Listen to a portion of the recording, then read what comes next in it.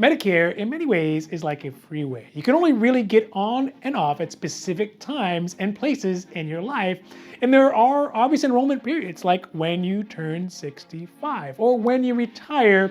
But then there are other, much more kind of obscure but equally valuable enrollment periods that would allow someone to make changes to their Medicare health plans or their prescription drug plans and their Medicare health care coverage outside of those normal time frames, or what are known as special enrollment periods. Now, this is Michael's Medicare, where we talk about all things Medicare, from plans to benefits to enrollment periods, extra help, prescription drug coverage, Medigap, and really the whole kit and caboodle that is Medicare.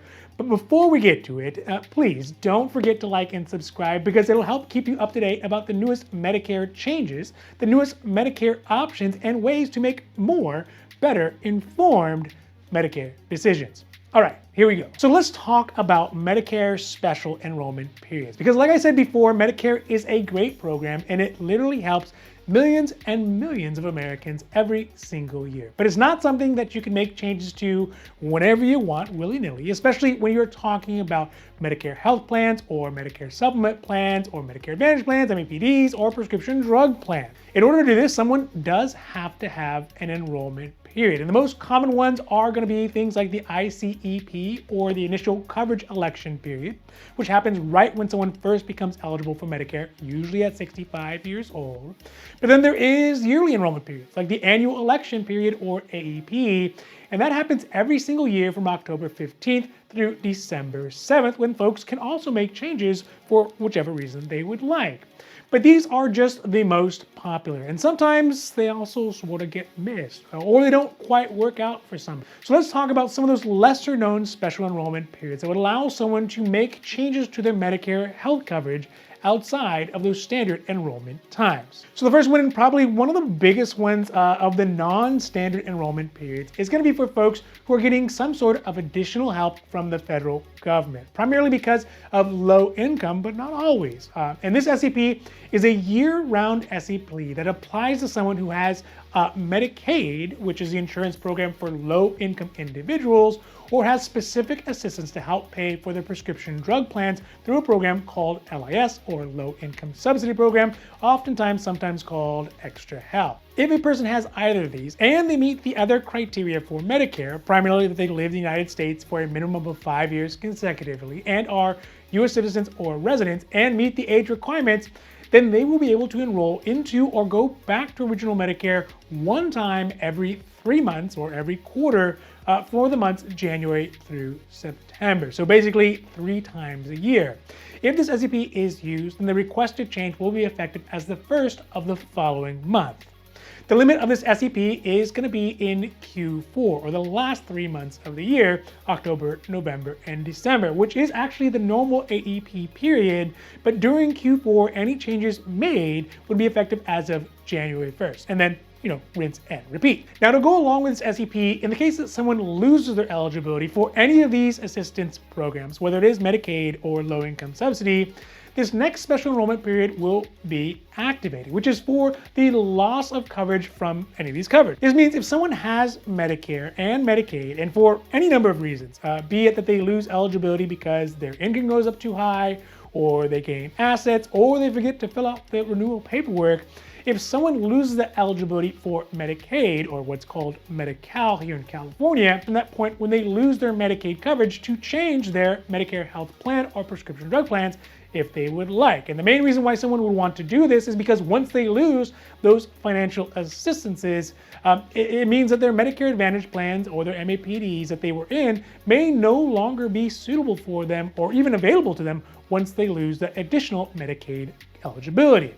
This is because there are specific Medicare Advantage plans that are designed specifically for someone who also has the additional coverage through Medicaid. In fact, they're called Medi plans, hence Medicare and Medicaid plan. But if that assistance to Medicaid is lost, then the cost and the benefits for those Medi specific plans can really end up being prohibitive, especially because a lot of it is being paid by the Medicaid. So without that assistance, it ends up being really expensive. In addition, the doctors' networks may change, as well as the medications that are available to them may also change, as well as those costs. So that is why there is a special enrollment window for someone who loses that Medicaid coverage to be able to change or enroll enroll in a different Medicare Advantage plan or Medicare prescription drug plan, or go back to original Medicare, or make all those different changes once they lose that coverage. Lastly, it's important to note that if a person misses that SEP window, they may not be able to change their Medicare health coverage and be stuck paying full freight for their Medicare plan until the following AEP comes back around in October, or they have another qualifying special enrollment period, like maybe they get the eligibility for Medicaid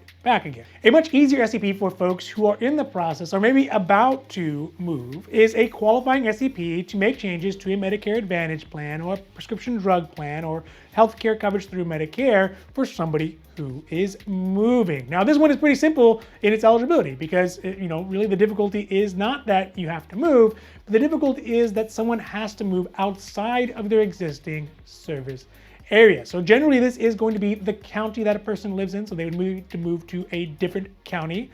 Because really, in short, if someone moves up the street or they just change their apartment, then oftentimes this will not count as their SEP. And in this case, the Medicare beneficiary would have an SEP to change their plan to a new one that is within their new service area because their old MAPD may not actually service that new county that they're living in. Of course, if they miss that window, then they will have to wait until the annual election period or qualify for another SEP as well if they need to make those changes in the interim. A really interesting SEP that we have been using quite a lot, especially this year here in Southern California, but it can be used anywhere that it's declared, is an SEP that is qualified for if someone lives in a state or a local municipality that has experienced some sort of disaster or perhaps extreme weather to the point that the state of emergency is declared by the state.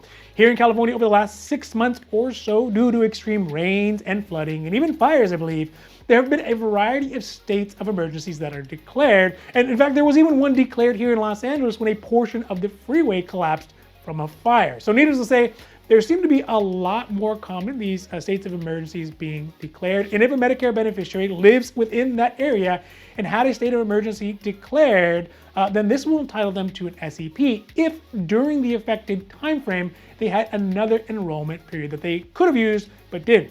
So again, back to California, these states of emergencies were declared during the annual election period as well as the general election period this last year. So that means that it will entitle folks who could have enrolled during that time but didn't, potentially as a result of the natural disasters, and they live within the counties in which those natural disasters were declared. It will give them an additional 2 months or 60 days, and sometimes a little bit longer and sometimes a little bit less depending on the carrier, to request updates to their Medicare plans and their MAPD plans or their PDP plans. So this one has been very, very useful as far as SEP goes for many of our clients as of late.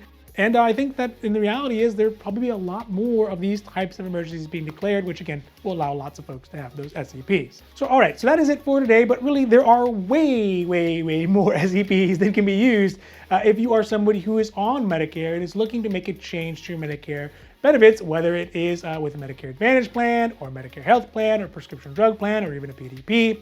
And I think that we're probably going to do more videos to go over a lot of the other equally useful SEPs that maybe are just kind of lesser known. But I just wanted to let folks know that there are other enrollment periods that can be used outside of that ICEP and the annual AEP if necessary and if appropriate and if usable for someone who needs to make those changes. Now, that's going to be it for today for Michael's Medicare. And if you have additional questions or you want to get more information about your specific situation, feel free to reach out to us at the information down below or leave a comment or give us a call or check out our other great videos on the socials on YouTube and Instagram. So for Michael's Medicare, I'm Michael, hoping that you have a great rest of your day and goodbye.